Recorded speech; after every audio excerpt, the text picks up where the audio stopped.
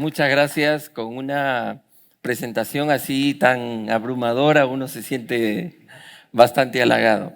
Bueno, gracias al Señor, sí, en verdad nos une con casi todos los pastores, los miembros del equipo pastoral, una amistad de muchos años, y eso es siempre una alegría y una bendición. Así que, bueno, sin más preámbulos, vamos directamente a lo que vamos a tratar el día de hoy. Pero antes tenemos un pequeño video, así para ustedes, y con eso empezamos.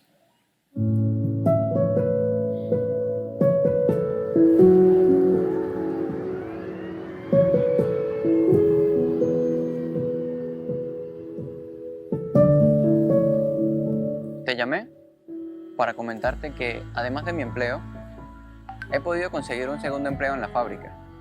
De esta manera podré ayudarte con tu proceso. Mira, agradezco tu gesto, lo estuve pensando y creo que voy a tomar el consejo de mi tía. No puedo perder ciclos de la universidad, mis padres no están enterados, tú estás casado y mira, la verdad yo no estoy lista para ser madre. No sé, de verdad no lo sé. Mi tía ya lo tiene todo arreglado, la clínica, la consulta, nadie se va a enterar, no va a pasar nada. No entiendo cuál es el problema, es mi decisión.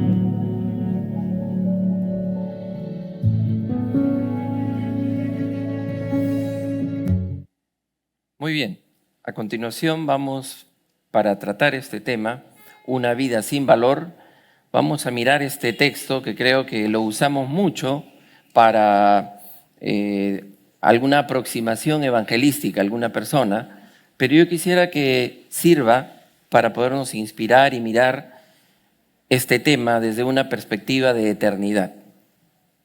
Texto conocidísimo, Juan 10:10. Yo he venido, ¿para qué?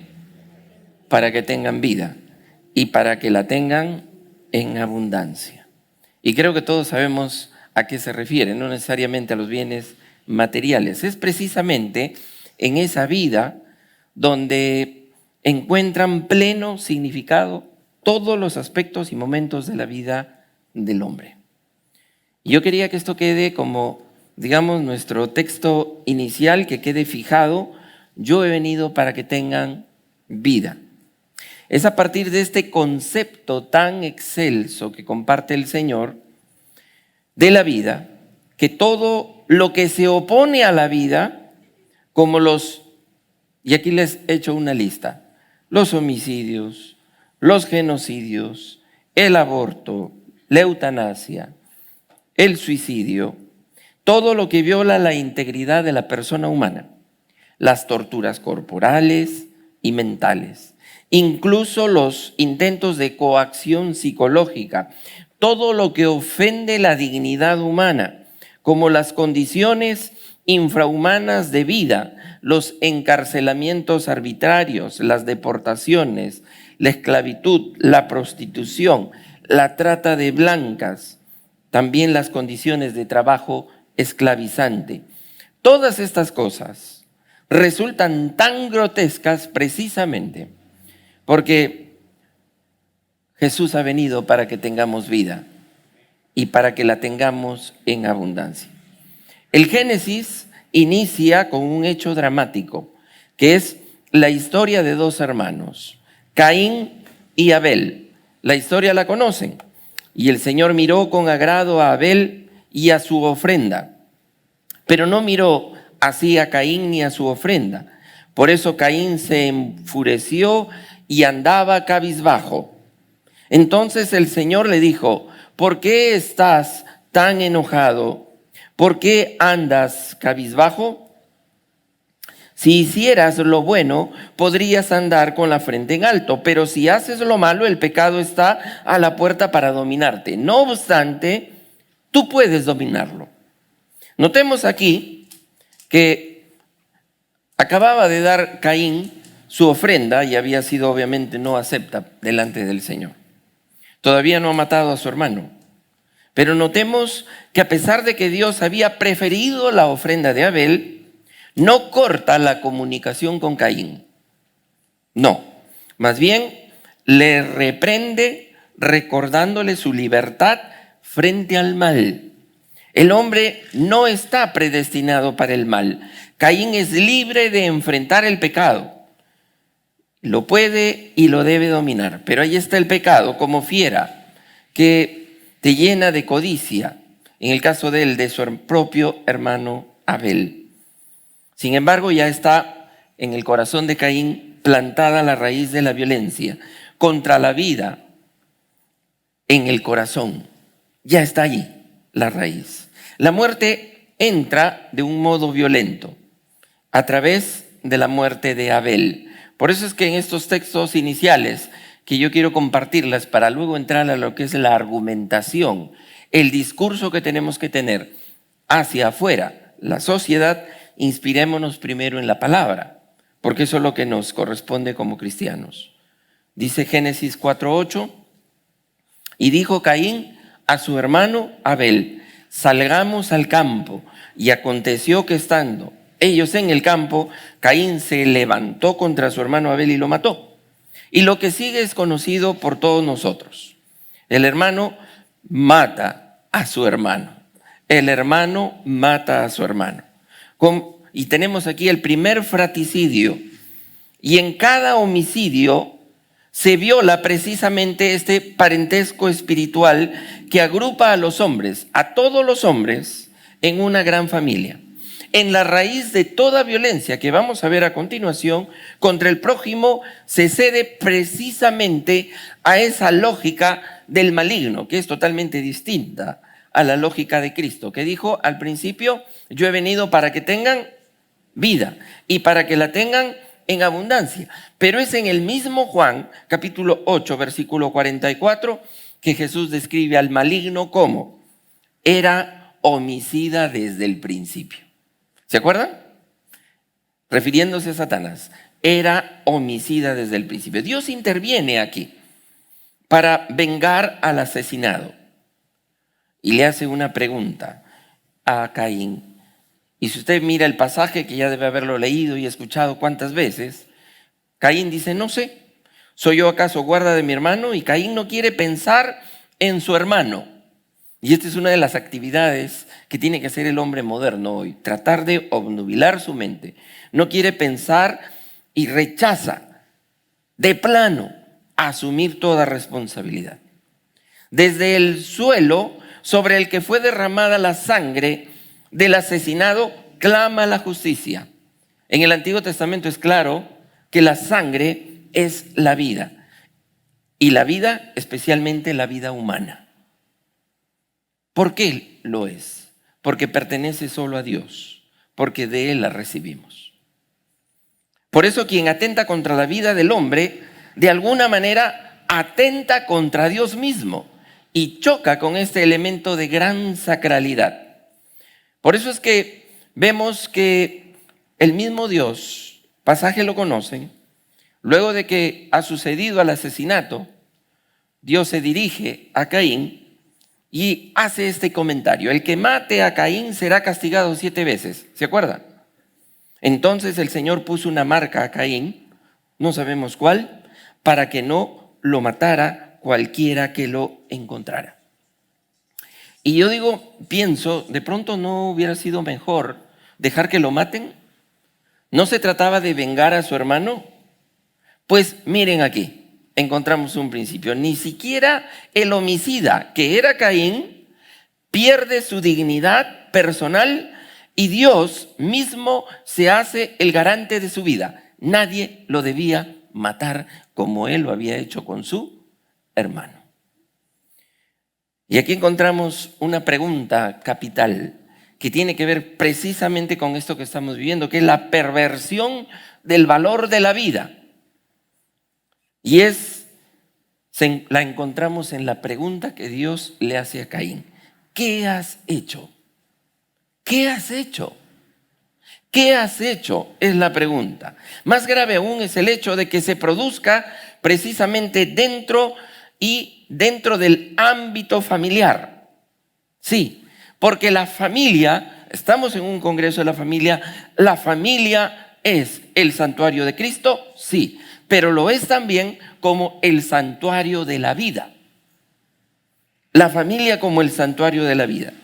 Todo esto explica, al menos en parte, cómo el valor de la vida hoy está sufriendo una suerte de eclipse. Aun cuando la conciencia se lo señala al hombre, aún al no creyente.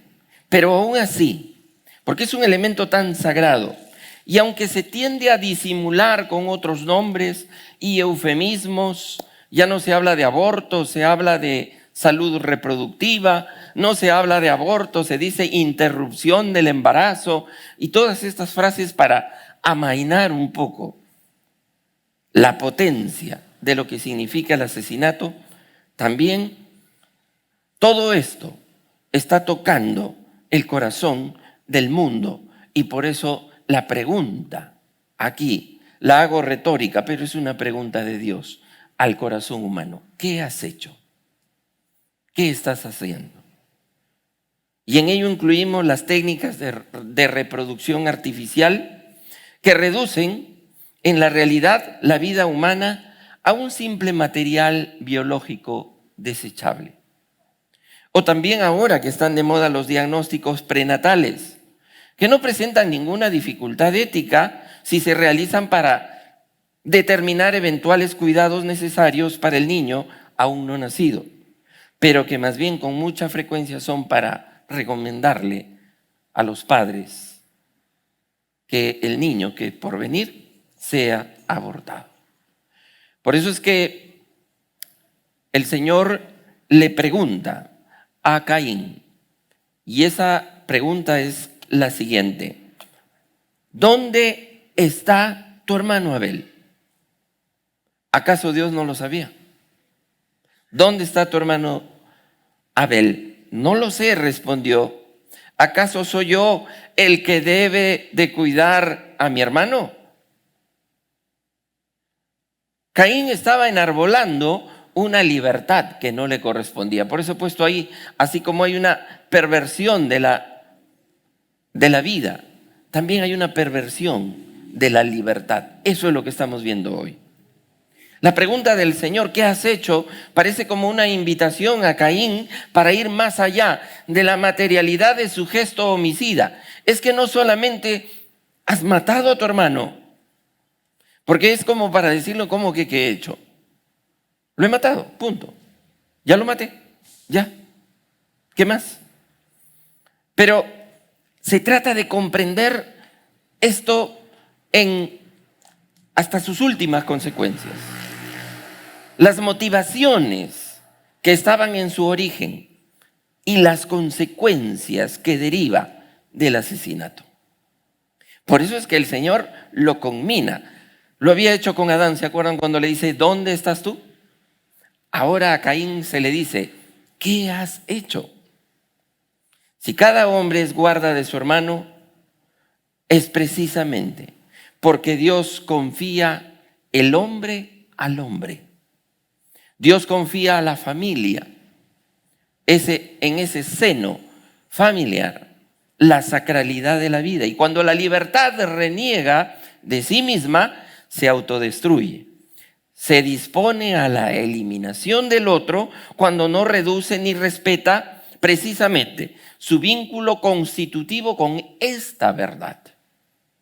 Entonces, cada vez que la libertad, queriendo emanciparse, se cierra a las evidencias precisamente del fundamento de la vida personal y social, la persona acaba por asumir como referencia para sus propias decisiones, no ya la verdad sobre el bien y el mal, sino su propia opinión. ¿Se acuerdan? Ayer hablábamos de que hoy se han cortado todos los nexos entre la realidad, el hecho concreto, el sentido común, la ley natural, la ley moral. Se ha cortado todo nexo y lo que prima es mi propia idea. Entonces, ¿es mi opinión subjetiva? ¿Mi opinión mudable porque va cambiando? ¿O incluso mi interés egoísta, por no decir mi capricho, para definir y decidir la vida? Entonces, conocemos las palabras de Caín cuando él dice, he de esconderme de tu presencia. He de esconderme de tu presencia. ¿Se acuerdan? Andaré errante. Me voy a esconder de tu presencia. Y así, he aquí hoy, de la tierra y de tu presencia me esconderé y seré errante y extranjero en la tierra. ¿Saben para mí qué es eso? Ya no es solamente una perversión y un eclipse de la verdad, ya no es solamente una perversión y un eclipse de la libertad, sino que ahora hay una perversión y un eclipse del sentido de Dios. Porque a Dios hay que quitarlo. Hay que quitarlo. El mismo Jean-Paul Sartre decía que la verdad es que un Dios, si existe un Dios, realmente nos resulta demasiado incómodo. Y lo es para nuestra propia libertad. Lo que viene luego, una vez excluida la referencia a Dios, es que el sentido de Dios resulte profundamente deformado. Y solo le queda a la humanidad y a la sociedad vivir como si Dios no existiera. ¿Qué le parece? Vivir como si Dios no existiera. No queda otra. Es decir, el eclipse del sentido de Dios. En lo íntimo de la conciencia moral se produce este eclipse del sentido de Dios y del hombre y de todas sus consecuencias para la vida. Es una ironía que se hable hoy de que uno de los derechos fundamentales de la mujer es el derecho de abortar. Pero eso es lo que leemos, vemos y escuchamos todos los días. El aborto es convertir, esto es terrible. Miren cómo se ha trocado, cómo se ha torsionado todo esto. El aborto es convertir a un bebé en el enemigo de su propia madre. Eso es. Convertir la relación más estrecha que hay en el mundo natural, ese binomio precioso que Dios ha diseñado, madre e hijo, en una relación que más o menos se puede expresar de esta manera: ¿mueres tú o muero yo? Es una horrible deformación de nuestra civilización. La eutanasia sigue una lógica parecida, aquella donde lo que no me sirve lo elimino. Bueno, no es momento de que llegue un bebé a mi vida. No lo es, no me conviene, lo elimino. Mi papá está sufriendo mucho, que ya no sufra, lo elimino. Mi madre estorba, la elimino. Mi abuela está causando muchos gastos, la eliminamos. Un bebé viene con síndrome de Down, la eliminamos. El término técnico para esta lógica se llama eugenesia. No sé si lo he escuchado. ¿Qué es eso? Gente que no puede decidir, gente, mejor dicho, que puede decidir quiénes son más dignos de vivir y quiénes no. Es hacer una suerte de elección. Ese es el ámbito en el que nos encontramos. Ese es el debate y combate que tiene muchos muertos. Yo voy a compartir a lo largo de lo que voy a decir 3 cosas, 3 puntos. Pero en el primer punto prácticamente voy a agotar el 90% del tiempo que se me ha otorgado. Y para los últimos 2 puntos, el último 10%. ¿Ya? Así que no le extrañe que vaya a esa velocidad. Quería hablarle de esto. La dignidad humana. Le pregunto, ¿depende de la fe? Es decir, ¿defendemos la dignidad humana tan solo porque la Biblia dice que la vida debe ser respetada? ¿Nada más o habrá otro argumento? Una de las estrategias de los que están destruyendo fetos y enfermos terminales es la siguiente. Y debemos advertir a nuestras familias: mira, tú tienes tu religión y yo respeto tu religión, prohíbe el aborto. Por favor, no conviertas tu opción de fe que se convierta en ley para toda la sociedad. Así como tú, siendo evangélico, no puedes obligar a toda la población que venga al culto dominical y que todos se conviertan a tu religión, tampoco con tu fe y tu religión aceptaremos que con tus leyes tú quieras eliminar el aborto. Entonces, el creyente que no está bien parado dice, bueno, sí, pues no, porque Dios no quiere esto, pero yo soy cristiano y él no lo es. Entonces, me voy a guardar entonces mi opinión para mí mismo, con tal que yo no lo haga. La estrategia es presentarnos como personas obsesionadas con imponer nuestras ideas religiosas a la sociedad. Entonces muchos cristianos callan. Y como dice el dicho, el silencio otorga. La Biblia me manda no robar. Vamos a poner esto como un ejemplo. Pero puedo creer que no robar es algo que me corresponde precisamente porque soy cristiano. No robo porque soy cristiano. Porque ¿qué dice el mandamiento? No robarás. Pero no me doy cuenta de que robar en sí, olvídate de la Biblia por un momento y de que eres cristiano. ¿Robar en sí es algo malo o no? Es algo perverso. Predicamos que no se debe robar y si nos preguntan, ¿por qué no debo robar? Una buena pregunta para un político, ¿no? Y nuestra respuesta es, nuestra respuesta de cada uno es que a Dios no le gusta que robemos. Y es verdad que a Dios no le gusta, ¿verdad? Que robemos. Él no quiere que robemos. Pero cuando esta situación se plantea en una conversación amplia y en un ambiente plural, la manera de presentar el argumento no es esa. Porque nos dirán, bueno, a ti tu Dios te prohíbe de robar, pero a mí no.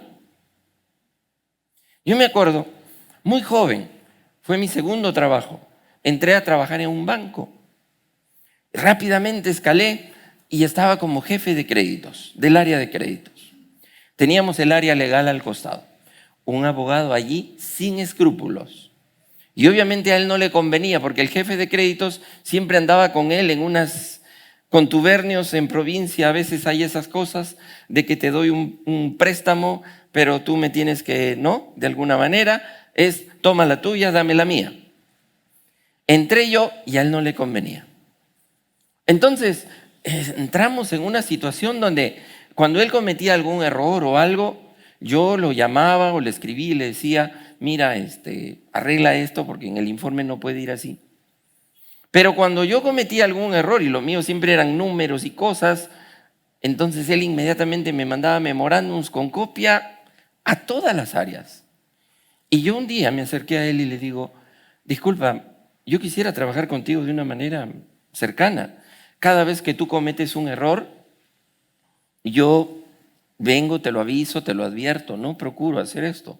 Pero veo que apenas yo cometo, tú me empiezas a indisponer. Mira, me dijo Miguel, yo no tengo tus escrúpulos religiosos.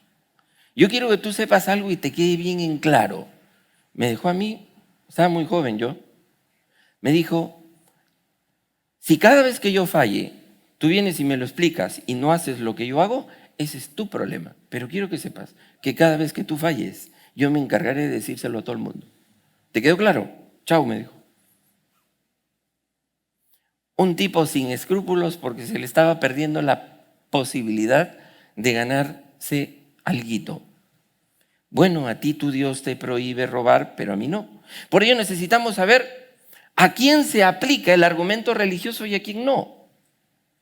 Defender la dignidad de la vida humana, descubrirla, no es un asunto de religión. Por eso todos tenemos que aprender a exponer los argumentos no religiosos, por supuesto sin dejar de ser creyentes y abandonar nuestra fe. No podemos ir a los diferentes foros diciendo, ¿saben qué? A Dios no le gusta la eutanasia. A Dios no le gusta el aborto. Porque la Biblia dice. Porque el efecto es pobre y la burla es mucha. Necesitamos descubrir, en verdad, necesitamos descubrir que Dios quiere personalmente que hagamos lo que hizo Pablo. Se paró en una serie de ¿Se acuerdan de Foros? Uno de ellos cuando está ahí en el Areópago y empieza a conversar y aplicar de alguna manera lo que él quería comunicar. Entonces, no depende de si soy cristiano, sino de cómo voy a presentar eso. ¿Qué pasa? Que ahora en tu propia casa tienes a tus hijos, quizá a tus nietos, que ya están yendo al colegio, que ya están viendo las redes sociales. Y ellos necesitan saber que no es solo porque a Dios no le gusta, también lo debes saber, que no es solo porque la Biblia dice que no se haga, sino porque realmente hay algunas razones de peso. Una mujer decía en un chat que ella estaba de acuerdo con la píldora del día siguiente.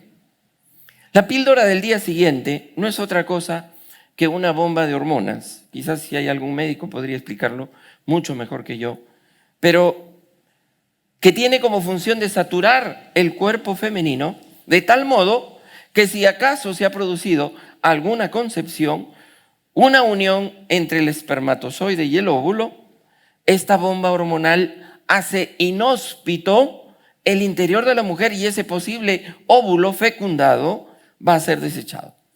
Es un proceso microabortivo.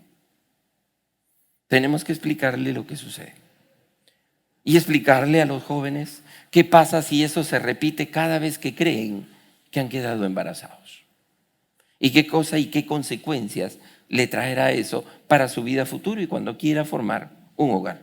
Hay razones por las que realmente Dios no quiere esto, pero al mismo tiempo de pronto podemos usar la imagen del médico. Cuando vas al médico, ¿no te ha pasado como a mí? Cuando me dice, Señor, nada de harinas. ¿Cómo? Pero mi pancito, nada de pan. Azúcar, nada de azúcar. Agua, no, pero mi gaseosa, no. ¿Por qué te lo dice el médico? Porque vamos al consultorio para que nos torturen. No, ¿verdad? Él tiene razones de peso. Quizás no las sé yo totalmente en el lenguaje médico, pero hay razones por las que me dice esto sí, esto no. Entonces, igual es con Dios, pero tenemos que descubrir esas razones. Esa misma señora que estaba hablando de esto dice, es ridículo que nos obsesionemos con un manojo de células tan pequeño. Y ella procede en el video a rascarse aquí la cara y dice, en este momento en mis uñas hay más células cuando yo me rasco o me peino que las que tengo cuando está recién empezando. Es algo más grande que lo que tengo cuando está empezando precisamente la concepción.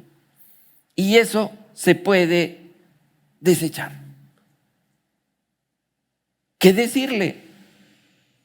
Empezamos a intentar algo. Mi primer argumento será, cuando usted se rasca, esas células son epiteliales, son de la piel. ¿Ok? Pero ¿sabe qué? Cuando usted se rasca y se analiza esas tienen el código genético suyo. Pero cuando usted se saca eso no tiene su código genético. Ya es totalmente otra cosa. No es una caspita que se le cayó de la cabeza. Entonces, miren, cómo necesitamos aprender a esforzarnos, a investigar, porque se debe tener autoridad sobre un cuerpo, pero no sobre el del otro. Yo tengo autoridad sobre mi cuerpo, pero no tengo autoridad sobre el tuyo. Ese es otro cuerpo, definitivamente. Una mujer que está embarazada no es solo un cuerpo, porque ese cuerpo, qué raro, no es posible que ese cuerpo tenga 2 corazones. No es posible que ese cuerpo tenga 4 piernas. No es posible que ese cuerpo tenga 2 cabezas, precisamente porque es otro cuerpo. No es la caspita que usted se está sacando. Incluso en el caso de la violación, recordemos que en estos casos una inoportuna cita a Dios o a la Biblia es como echar perlas a los chanchos. Es verdad, literalmente, echar perlas a los chanchos. No tiene que decirlo, pero es así. Ahí podemos empezar a conversar y a sentarnos con la persona y decirle, muy bien, tenemos a un violador, tenemos a una mujer violada y tenemos a un bebé que viene fruto de esa violación. Puesto que una violación es un crimen, no tengo que citar la Biblia, pero es un crimen, preguntémonos, ¿a quién le imponemos el castigo por este crimen? ¿Matemos al bebé? ¿Y qué de la mujer? Aun cuando sabemos que el aborto no la desviola, sino que al mismo tiempo podría acarrearle una serie de situaciones traumáticas, pero por lo menos con un corazón pastoral y lleno de amor, llevarla al punto principal, y es encontrar aquí de estos tres quién es el que es verdaderamente inocente. ¿Quién? ¿Y por qué a ese que es el más inocente de los tres se le tiene que aplicar la pena capital? Entonces empezamos a darle vueltas. No podemos imponerle a nadie nada, pero tenemos que argumentarlo de esa forma. Entonces, yo puedo disponer de las cosas, pero no de las personas, que es lo que precisamente hace que yo pueda disponer de las cosas y no de otras. Incluso cuando estamos frente a un cadáver, se le pide permiso a la familia para disponer de los órganos. ¿Por qué se pide permiso si la persona está muerta? Es que hay algo que llamamos dignidad. Hay algo sacro aquí. Entonces tengo que frenarme. ¿Ok? Y ahí es donde quisiera llevarlos a un concepto. A dos, pensar en el valor extrínseco y el que es el valor intrínseco. Yo tengo, por ejemplo, en mi casa, mi esposa lo sabe, una antigua navaja de afeitar. No sé si se acuerda usted de esas que íbamos a esas peluquerías antiguas donde, ¿no? Tenían una cosa ahí donde las afilaban. Mi padre tenía una. Y yo de niño, muy pequeño, lo miraba. Él tenía una piedra lisa donde allí la sentaba la navaja. Luego con una brocha se llenaba y él lo hacía de una manera espectacular y yo mirándolo, no cómo lo hacía. Y se afeitaba. Nunca me he podido afeitar con esa navaja. La primera vez que quise hacerlo, ¡plic! No tengo esa habilidad y me corté. Ahí fue mi único intento. Pero la guardo como oro. ¿Por qué tiene valor para mí esa navaja? Porque fue de mi padre. Navaja antigua. Para otro podría ser una navaja vieja que mejor venderla a una peluquería. Y de pronto tiene más valor porque consigues algo de dinero. Pero no, para mí vale mucho. Hay cosas que tienen valor que les atribuimos por algo que se lo ponemos desde afuera. El valor extrínseco. Pero la dignidad intrínseca es un valor que pertenece a ese ser por el hecho de que es. Si es un niño que nace en la China, en Perú, en Groenlandia o en África, tiene valor por ser simplemente lo que es. Y así es. Algunos piensan que solo existe el valor extrínseco, pero si solo existe el valor que nosotros le ponemos de afuera, entonces eso da pie al tráfico de personas. Tren de Aragua. ¿Han escuchado en las noticias? Tráfico de personas. Tráfico de niñas, de mujeres. No importa, puedo negociar, las tomo como una mercancía y las pongo, las echo a trabajar. Si todo el valor que le podemos asignar es lo de afuera, entonces nunca habrá un principio absoluto, una verdad que pueda hablar de la vida. No hay motivos absolutos. Entonces, ¿qué sustento tenemos para poder decir que algo tiene valor? Fíjense, le voy a presentar a este señor. Él se llama Peter Singer, es un filósofo contemporáneo. filósofo de la línea utilitarista. Ha construido toda una teoría ética en función del dolor. Y él toma muy en cuenta el dolor de los animales. Hasta ahí nos parece una persona muy sensible. Y él le han planteado preguntas y él ha dicho que el dolor de un perrito es igual que el de un niño. Es lo mismo. El dolor de un perro que el dolor de un niño. Su opinión es que, y usted está ahorita escuchándome y ya empieza porque ya los medios han hecho trabajo sobre su sensibilidad. Así que para él, tanto para un perro como para un bebé, es el valor que tiene esta persona es en función del sufrimiento que tenga y la conciencia que tenga de sí mismo. Sufre el perro, es tan digno, sufre el niño, es tan digno y es equivalente. ¿Ok? Porque ¿cuál es el dolor que puede sentir, por ejemplo, el zancudo que yo sin misericordia maté en este verano en la casa de playa a la que me invitaron y maté a la mamá zancudo? Yo la destripé, ¿ok? Y la dejé marcada para siempre, esa marca de esa masacre que cometí en la pared. Para Singer, todo se resuelve a nivel neurológico, es decir, si el zancudito tuviese facultades cognitivas de saber que yo destripé a su mamá, tiene tanto valor como un niño. Esa es su teoría. Qué alucinada, pero así es. Y eso conlleva a serios problemas, porque si tú sigues, vas hacia los microorganismos y la cosa se torna inmanejable. Sobre todo cuando hablamos de reencontrarnos llegamos al punto de decir, yo quisiera en el cielo que el Señor me conceda encontrarme con mi mascota. Y hasta los cristianos le entramos a ese nivel. El dolor no sirve, queridos, para determinar el nivel de dignidad ni de valor en las personas. Es importante, por supuesto que sí, pero no es así. Y por eso es que juntamente con él dice, allí ustedes lo tienen claro, la vida es un organismo humano, comienza en la concepción, pareciera un cristiano. Pero la vida de una persona no comienza tan temprano.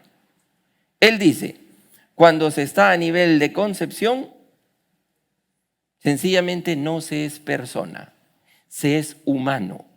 Y si se es humano, se le puede eliminar como basura. Solo sirve cuando es persona. Es decir, si usted no se enteró, el debate de hace muchos años era cuándo empieza la vida. Y los cristianos decíamos en el momento de la concepción. Y la gente, no, que ahí no hay nada, no, que no es en el momento de la concepción. Ese debate se terminó porque la ciencia dijo, efectivamente, la vida empieza en el momento de la concepción. Entonces se ganó ese debate. Ahora ese ya no es el debate. Porque es cierto, hay concepción, ya hay vida desde el principio. Eso cualquier biólogo, cualquier científico lo sabe ahora. Pero te dicen lo siguiente, tiene vida, pero no es persona. No es persona. Y este teólogo católico, Hans Küng, teólogo, dice, el óvulo fertilizado es evidentemente una vida humana, pero no una persona. Y John Harris, que también es otro filósofo, dice, hoy son contemporáneos todos, 9 meses de desarrollo da al embrión humano escaso margen para que en él aparezcan lo que se puede llamar persona. Matar está mal solo en el caso de quien esté lo suficientemente desarrollado cognitivamente para albergar el deseo de vivir explícito y consciente. Las no personas a personas potenciales no pueden ser agraviadas de esa manera, porque la muerte no las priva de nada que puedan valorar. Se cambió el escenario de la discusión. Entonces, el debate ya no es si la vida aparece desde la concepción, porque eso la ciencia ya lo comprobó. ahora han vuelto a la carga con la teoría de la persona. ¿Se puede ser humano sin ser persona? ¿Quién determina eso? Hoy hemos pasado al punto de que los humanos no tienen derechos. ¡Wow! Y tanto hemos hablado de los derechos humanos.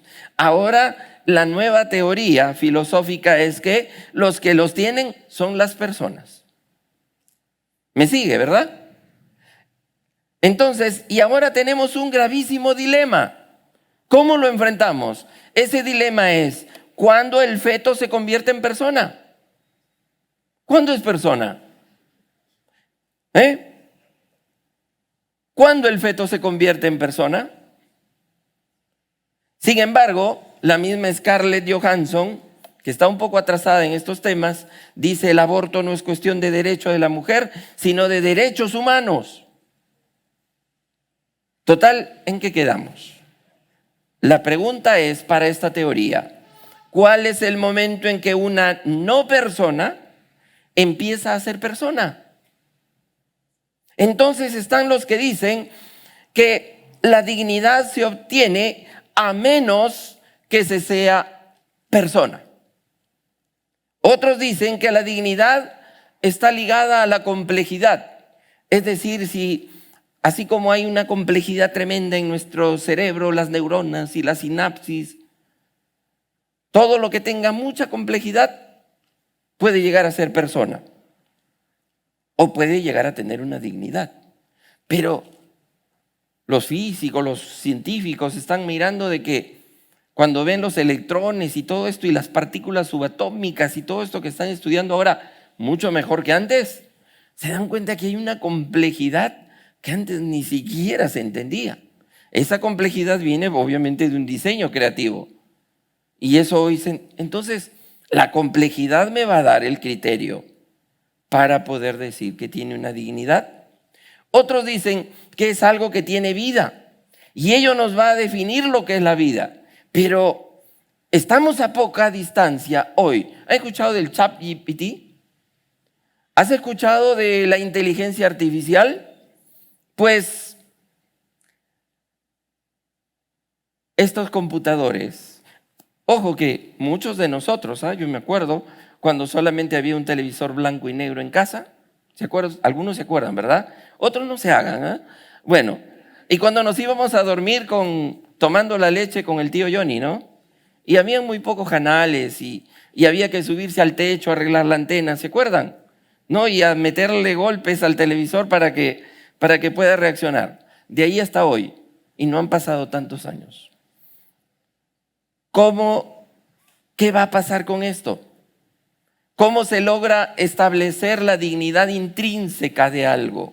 Nos seguimos preguntando, si desaparecemos la necesidad intrínseca, entonces todo vale. Se pueden comprar, como lo hace el Tren de Aragua o lo vende, mujeres vírgenes a $500, porque solo el valor viene de afuera. Nada tiene valor. Si la desaparecemos, es decir, a la dignidad, porque todo tiene un precio, entonces nos hemos deshumanizado totalmente. Y la iglesia y el cristiano tiene que ser precisamente una rectora, una profesora en humanidad, porque Dios ha creado al hombre. Entonces tenemos que saberlo. ¿Cuál es el fundamento? ¿Hay un fundamento solo bíblico para la dignidad y el valor del hombre? ¿O lo hay también racionalmente? ¿Cómo es eso? ¿Cómo vamos con eso? Que somos nosotros, ¿qué hacemos con esta computadora que va a ir avanzando? Y la verdad es que dicen que estas inteligencias van a avanzar aquí a 50 años, van a casi sentir como vas a ir a tu computadora y la computadora te va a decir, te veo un poco triste, ¿cómo estás? Y tú vas a decir, esto está endemoniado, y la vas a tirar por la ventana del edificio. ¿Habrás cometido un homicidio? ¿Qué es lo que tiene dignidad? ¿Habrás cometido un homicidio cuando Ese robot te dice, ¿te sientes triste hoy? O te dice, oye, hace tiempo que no has visitado a tu mamá, ya te toca, ¿eh? Y uno dice, wow, esto tiene entonces dignidad, tiene vida. ¿Cómo vamos a responder a eso? ¿Cuál es la frontera? ¿Hay respuesta que aguante 200 años? ¿Saben qué? Sí se puede argumentar. Sí se puede ante este avance tecnológico y llegar a una respuesta. Porque no pensamos y no pensemos en cuáles son los parecidos, sino precisamente con la inteligencia artificial, sino en cuáles son las diferencias. Y saben que los sistemas de inteligencia artificial pueden hacer búsquedas, le pueden ganar al ser humano porque tienen mucha información. Ya hace mucho tiempo atrás que ya han habido programas de ajedrez. ¿Se acuerdan que Kasparov perdió ante una? Eso ya hace mucho tiempo atrás. Puede tener mucha información, es verdad. Pero entonces, ¿dónde aparece lo propio del humano? Es precisamente en algo que debo resumir porque el tiempo me ha ganado. Nosotros podemos hacer algo que jamás van a hacer estas máquinas, por más que tengan millones de océanos de información que tú y yo no tenemos. Pero va a ser la ilustración más o menos así. Es como tú le puedes ganar a un rinoceronte. ¿Te enfrentarías a un rinoceronte a puño limpio? ¿Ah? Imposible, ¿verdad? Pero eso quiere decir que el rinoceronte es más persona que tú porque te gana en fuerza. No. ¿Ok? Entonces, toda destreza y habilidad que tenga la inteligencia artificial jamás tendrá conciencia de sí mismo. Porque nosotros nos hacemos unas preguntas que esta máquina se las podría hacer solamente por información, pero no por conciencia de sí mismo. Porque jamás va a preguntarse, ¿por qué me hago estas preguntas? Jamás se va a preguntar, ¿de dónde vengo? ¿A dónde voy? ¿Para qué existo? ¿Por qué se me ha dado el ser? ¿Para qué estoy aquí? ¿Cuál es mi misión? ¿Qué sentido tiene mi existencia? Y surgen lo que son precisamente estas metapreguntas, que son preguntas más profundas. Es ¿por qué me hago estas preguntas? Es ¿por qué necesito hacer esto? ¿Por qué yo necesito saber esto? Eso no se lo va a hacer. Y por más de que sea un rinoceronte enfrentándose contigo y te puede ganar en fuerza, como en data, en big data, jamás será una persona y tendrá una dignidad. Solo Cristo ha venido a morir no por las máquinas, sino por ti. Es cierto que puede haber un gran hacker que se puede meter a estos grandes sistemas y podría causar un desastre. Eso es verdad, pero eso no tiene que ver con nuestro tema hoy. Y quiero terminar. Bueno, siempre quiero terminar, solo que no termino. Entonces, ¿por qué necesitamos saber? Ese hombre, a diferencia de la máquina, puedes tenerlo todo: dinero, casa, hijos, esposa, prestigio, y te sigues haciendo esas preguntas. ¿Es verdad? Y sientes un vacío de la forma de Dios, que jamás lo va a sentir una máquina. Entonces, ahí está la situación. Les dije que solamente el segundo y el tercer punto iba a ser el 10%, pero va a ser el 3% del tiempo. Solo los hombres y mujeres de fe van a dar la batalla. Aquí sí entra la fe. Aquí sí entra la palabra. Así que, si bien la fe no es necesariamente útil en la discusión, en este foro, en este nuevo areópago, ¿cuál es el lugar de la fe? A menos que nuestro interlocutor tome a Dios en serio, entonces lo vamos a tomar a Él para ponerlo en el diálogo. Precisamente que sí, pero en nuestra fe para podernos motivar e impulsar, que no todo está perdido, que no te dejes amilanar porque viene tu hijo y te hace estas preguntas. Tú le preguntas al chat GPT y te contesta todo. Y tú empiezas a dudar y a decir, ¿qué está pasando? Esto no es más fuerte que lo que Dios ha creado. Y te empiezas a callar y empiezas a caer en una espiral del silencio y dejas que el mundo te trague. En tercer y último lugar, el equipamiento espiritual, intelectual y volitivo que requerimos para la defensa de la vida humana. Termino con unos textos. Dice Primera de Juan 1:2, la vida se manifestó y nosotros la hemos visto. La mirada dirigida a Cristo, que es la palabra de la vida. Así es. Este texto que es poderoso, que nos da la dignidad para la vida humana. Ahí está. Porque tú formaste mis entrañas. Tú me hiciste en el vientre de mi madre. Te alabaré porque formidables, maravillosas son tus obras. Estoy maravillado y mi alma lo sabe muy bien. ¿Cómo nos motiva? Nos motiva precisamente la palabra cuando nos dice, no me fue encubierto de ti mi cuerpo, bien que en oculto fui formado y entretejido en lo más profundo de la tierra. Mi embrión vieron tus ojos y en tu libro estaban escritas todas aquellas cosas que fueron luego formadas. Y les dejo con este desafío precioso, porque ciertamente, dice el Génesis, demandaré la sangre de vuestras vidas. De mano de todo animal la demandaré y de mano del hombre, de mano del varón su hermano, demandaré la vida de todo hombre. Así que estamos aquí para defender a los más débiles. Lo estamos porque precisamente el Señor Jesús dijo, les aseguro que todo lo que hicieron por uno de mis hermanos, aún por lo el más pequeño, lo hicieron por mí. ¿Tenemos motivación o no para pelear esto? No nos pueden ganar. Padre Celestial, guíanos, Señor, danos valentía, coraje, denuedo, para poder, Señor, entrar en esta batalla cultural que necesitamos, Padre Eterno, ganar no por orgullo, ni por competencia, sino, Señor, porque necesitamos que en nuestros hogares, en nuestros hijos y en la sociedad no se deshumanice, Señor, y se olvide y se ponga de espaldas, Señor, a tus principios absolutos. Mueve a la iglesia, desafíala, tócala, Señor, y úsala grandemente para ser luz y sal. Oramos así en el nombre de Jesús. Amén. Dios les bendiga. Gracias.